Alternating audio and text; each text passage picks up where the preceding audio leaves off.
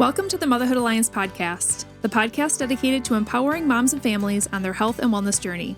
I'm Brittany Suttner. And I'm Andrea Rinkus. Together, we're here to explore holistic approaches that go beyond conventional medicine. Each week, we dive into topics that matter most to you. Everything from nutrition and mental health to alternative therapies and natural living. And whether you're a new mom navigating the early stages of parenthood or a seasoned pro looking for new ways to support your family's well-being, you're in the right place. Even better, all of our guests are local small business owners who you can actually talk to and work with. You can learn more about today's guest and connect with hundreds of other health and wellness professionals through our informative and easy-to-use directory at motherhoodalliance.com. Before we get started, keep in mind that this podcast is for informational and educational purposes only and is not a substitute for personal healthcare advice. Please consult your healthcare provider before making any changes based on the podcast content. Thank you for joining us on this journey. Are you ready to help your family thrive? Let's get started. Hi, we are Britt and Drea from motherhoodalliance.com, and we are excited to welcome you to a 4-episode series with Jenni Johnson, the founder of Jenni Johnson Breast, Bottle, and Beyond. Jenni is a registered nurse, an international board-certified lactation consultant, and a craniosacral body worker with a passion for helping families navigate breastfeeding, bottle feeding, pumping, weaning, and everything in between. Jenni is especially passionate about addressing birth trauma and body tension, tongue and lip ties, helping women get the most out of pumping, and ensuring that families truly receive the support they need to meet their feeding goals. She is such a blessing to families in Northeast Wisconsin as she offers in-office support in Green Bay, Appleton, and Antigo, as well as mobile support where she'll come to your home. Outside of her work, Jenni loves to travel, read, and sing, plus she's been married to her high school sweetheart for nearly 35 years. We can't wait for you to learn from her, so let's get started with today's conversation. Hey everybody, welcome back to the podcast. We are excited to welcome Jenni to our 4-part series. Welcome, Jenni. Thank you. We're excited to learn from you. And of course, if you guys have been listening to the podcast for any amount of time, you know that anytime we start a new series, we like to learn a fun fact about our guest. And Jenni, you said that you competed in solo ensemble in high school and you won a state gold and silver for singing. Tell us about your experience. So my senior year, I ended up doing a solo that I absolutely loved. It was actually in English, which if you're familiar with singing, most of the pieces aren't in English. So it was even dearer to my heart that it was an English piece. And I was shocked at the regionals to get the state designation, and then went and performed at state. And my accompanist was actually the person that I did a duet with to get the silver. So we spent a lot of time together and really enjoyed our love of music together. Do you still get to sing? Yeah, I was going to ask that too. I don't too much, usually in the shower. I feel like we should have you sing a little song for us right here. Not today. Not today. Okay, fine. But you also shared that you were the first female town chairman in Manitowoc County. Yes, I was. So do you still live in Manitowoc County? I don't. No, at the time we lived in the Maribel area. I was the town chair for town of Cooperstown. Kind of on the northern edge of Manitowoc County. I was appointed to a position on the board because a person had left. And after I completed that term, I ran again, and I got a position as just a supervisor. And then our chairman was leaving. And I thought, I like this helping people. I like the government. I like that. So ran and won the position for chairman, and then later realized that I was the first female in Manitowoc County. Cool.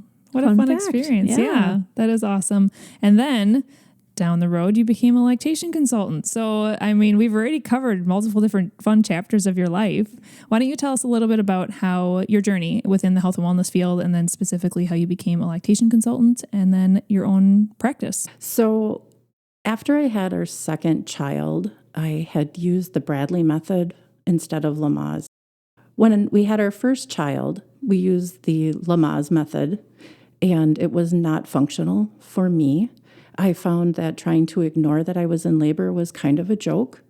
I actually had a nurse yell at me to open my eyes and focus on something.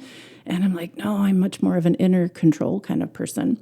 So with our second, I read the book, Husband, Coach, Childbirth, the Bradley Method, and learned a lot about how your body works and how it should work. And we used that for our second, and our second labor was much better. And through that process, learned about doulas.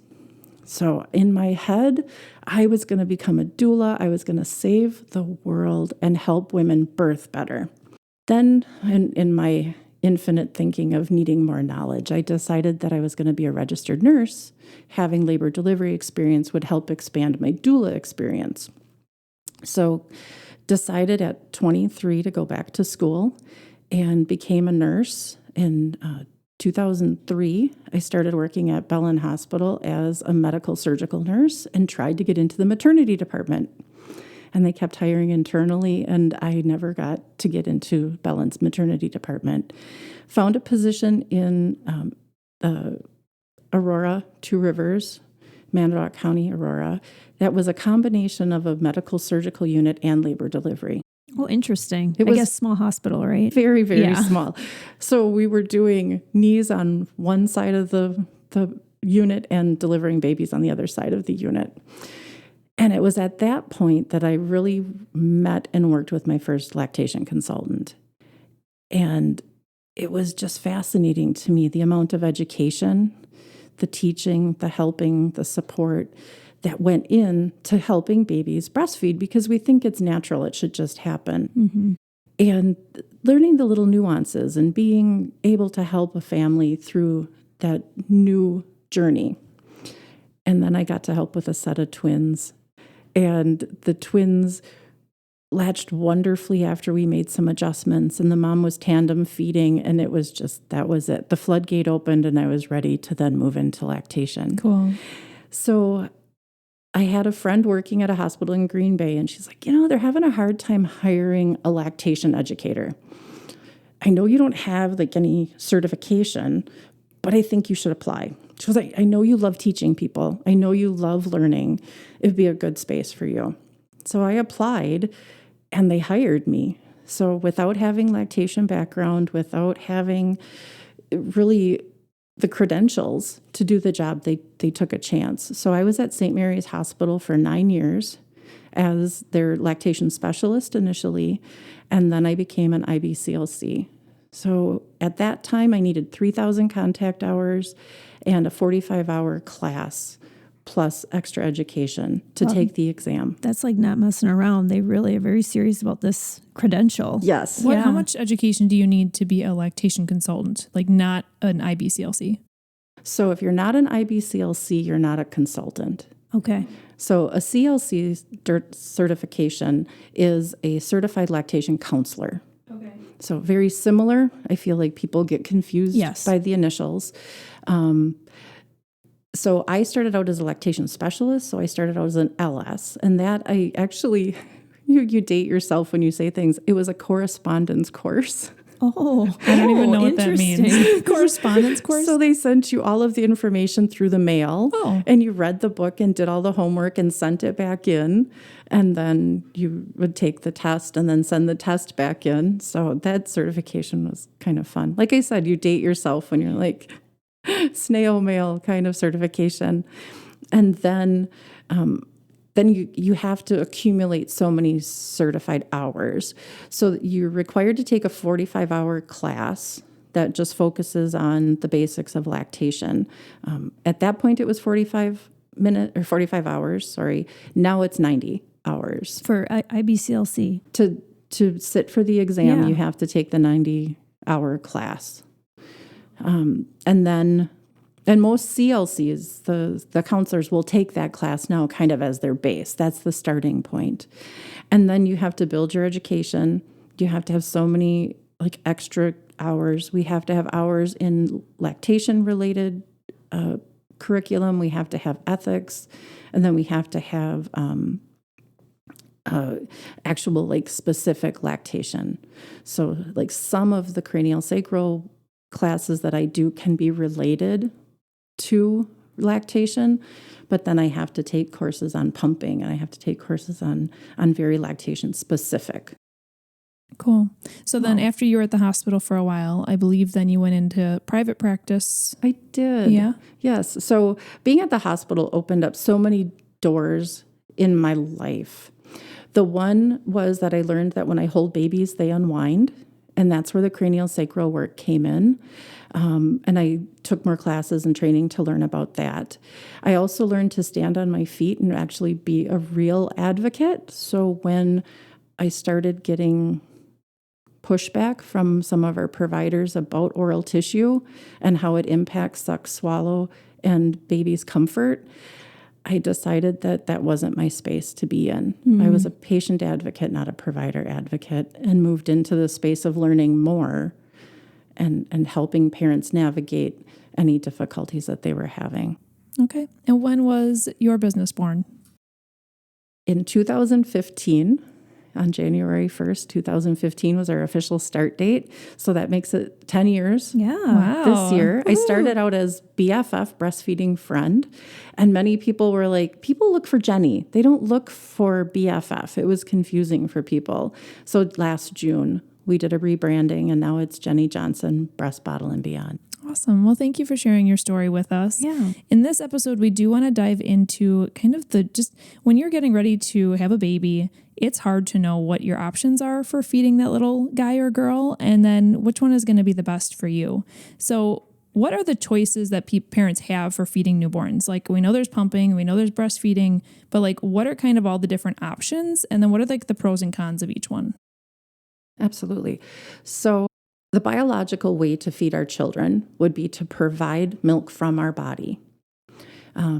It doesn't work for everyone. It doesn't fit everyone's lifestyle. It doesn't sit well with everyone's conscience sometimes. So I like to meet people where they're at and just, kind of discern what their plan might be. When we talk about options, we talk about the two types of milk that we can offer babies.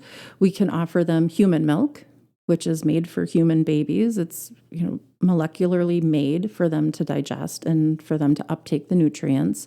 Or we have processed milks.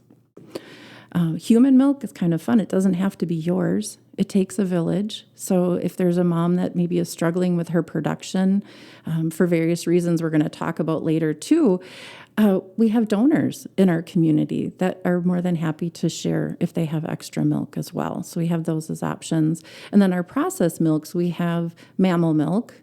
The majority is cow's milk, which some babies struggle to digest. We're moving into the space of goat's milk, which is good. So we've got some goat's milk formula. I always used to laugh when you look at the size of a calf compared to the size of a newborn baby. It doesn't surprise us that their milk doesn't digest well. But if you look at a kid, a baby goat, they're very similar in size. And like, molecularly, that is closer. Nutrients is different. They have to add more to goat formula than they do to cow formula. But it gives us some options. And then we have our plant-based. In our world, it's pretty much soy, which not everyone is comfortable giving their children soy. I'm hoping that in the future we look further into oat milk and almond milk and things in that realm. That'll be interesting, to see it kind of change and the different things that come out. Yeah. During pregnancy, what can women do to kind of help figure out and navigate which option is going to be best for them, whether it's breastfeeding, bottle feeding with formula, pumping, a combination of all of it? What are your recommendations on how people prepare for this journey? Well, and I think you mentioned the key word, pregnancy. I think waiting until after baby arrives and to see what happens doesn't help us get ready to feed our babies. Breastfeeding is a learned skill. It's much like driving a car. You've watched other people feed babies. You think about it, but you didn't really get to practice yet. And we get confident as time goes on and we build skill. So meeting with someone to talk about your options, to make plans for how, if I want to feed my baby from my body, how am I going to do that? If I want to feed my milk from a bottle, how do I best do that?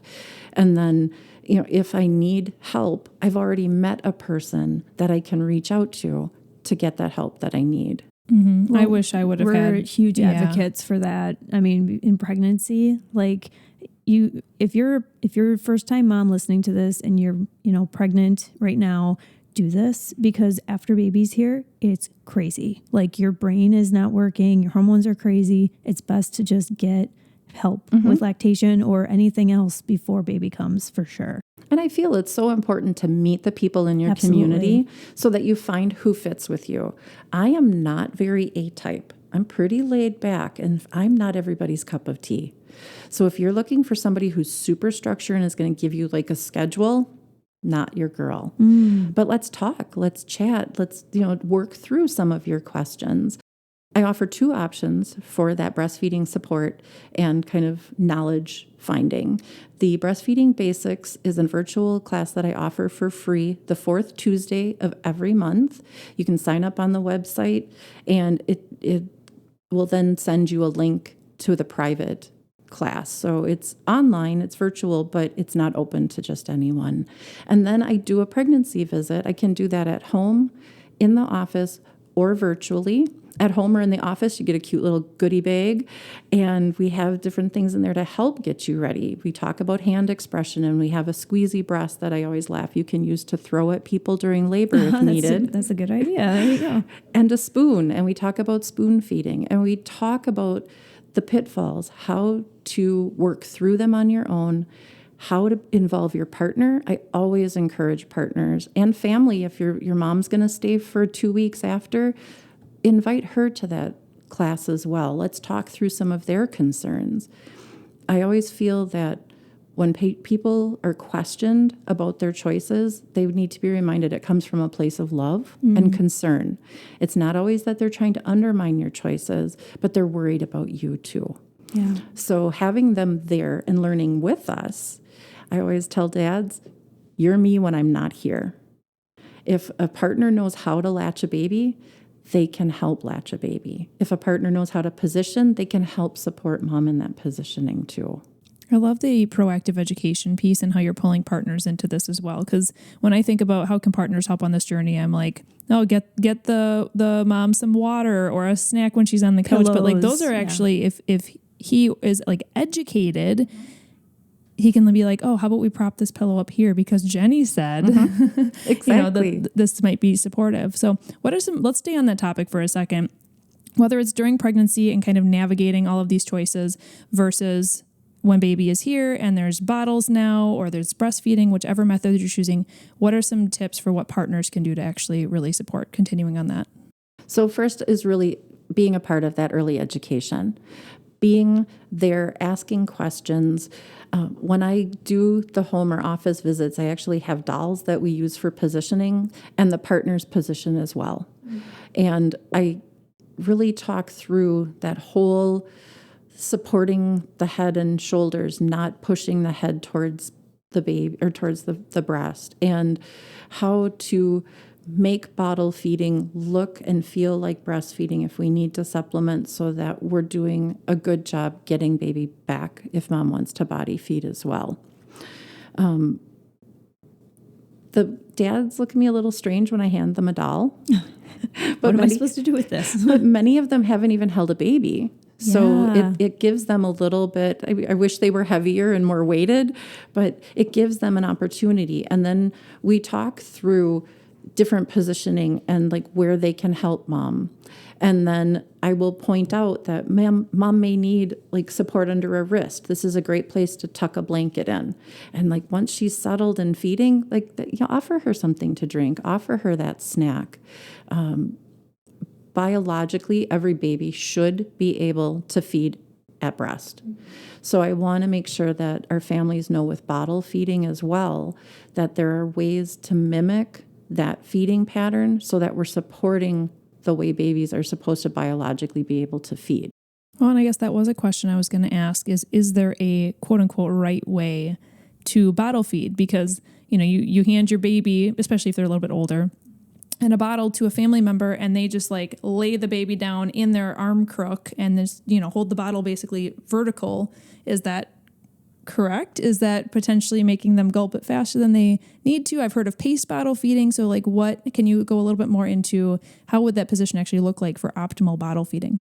So the new thought is that we're not calling it paced feeding anymore because we want baby to set the pace. We want it to be kind of that slow, natural flow that they would get, that ebb and flow like they would from the breast.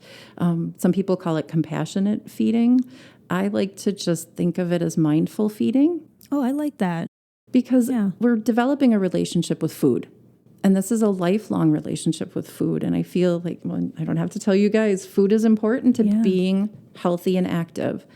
So I do like to do more of a sideline feeding position so that the bottle is kind of parallel to the floor, because just like you said, the further we tip that bottle towards the teat, the faster that milk is going to flow. So we want to really slow that down and give baby a chance.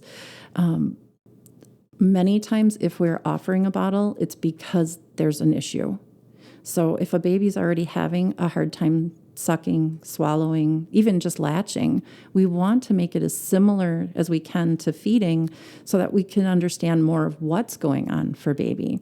If we just waterboard them with the bottle and it's running out the sides of their mouths and they're choking, this isn't helping us figure out why they're struggling or help them have that good relationship with food. Well, and you say struggling too. I mean, you do work with tongue tie.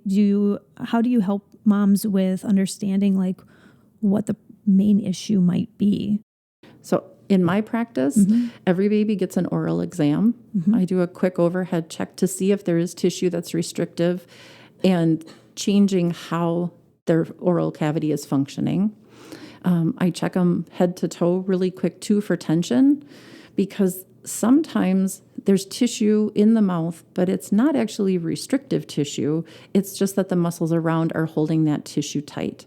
So we want to look for body tension. We want to look to make sure that baby can actually relax and kind of enjoy feeding versus feeling kind of on guard and traumatized by feeding. So there's so many layers to how we figure out what's going on. Many times if a baby is struggling to feed on one breast and not the other, moms will say, oh, it's my breast, it's my nipple, it's, and they've sadly been told that by a lot of people. And I laugh all the time. It's a two-person job. Baby has to do their part as well. Sure. So if baby is uncomfortable laying on one side, they may not want to latch on that side. And it has nothing to do with mom. It has more to do with the position the baby's in to feed. Yeah, I actually think that's great perspective, because so many moms do take the blame. Absolutely. That is so true. Like, I couldn't breastfeed because my nipple was whatever, Exactly. And so, yeah, I love that perspective, because yes, it may be something that you can do to, change something about you, but it also could be about baby. There could be something going on there. A great perspective. Yeah, and on that topic, what encouragement would you have for a woman who maybe had a not so great breastfeeding experience in the past, but wants to try again with maybe their next child? I would definitely start with that pregnancy visit. It can be so helpful to talk through what might have been some of the pitfalls. I've worked with a few families that I meet them late in their journey, and they've been given bad information to start with. I've worked with a lot of families that didn't feel like they had the support the first time and were looking for support that second time, and we always start with education. Starting in pregnancy, again, gives you the opportunity to explore options. So many people are told it's all or nothing. You either put baby on your body and you feed them there, or you may as well give formula. And it's frustrating to me that that's still being said in our society. And it's not all or nothing. There's beautiful combinations of feeding that we can make it work for the family. Part of it is finding out why we struggled. Was it something biologically for mom? Was it milk supply? Was it, like her milk just didn't transition? How was her labor? How was her delivery? How was all of that? So we really dig into that history a little bit with their first.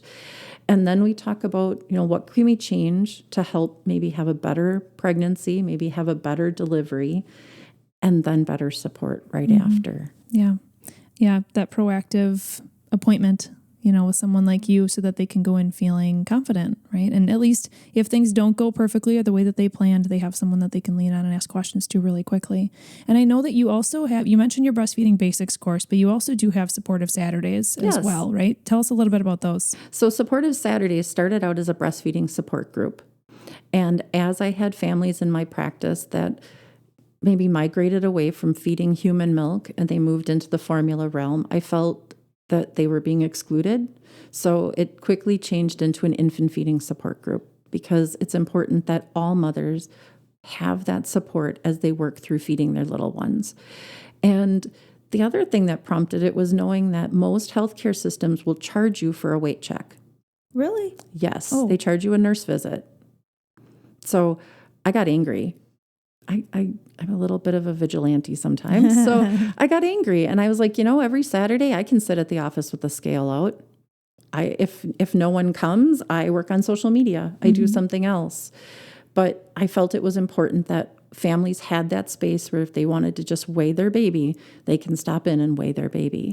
Is this something that even a pregnant woman could come to and just like come and ask questions and learn from other moms that are currently feeding? Yeah. Yeah, cool. Yeah. And I have a bookshelf in the office. There's books on one side, there's pumps on the other side.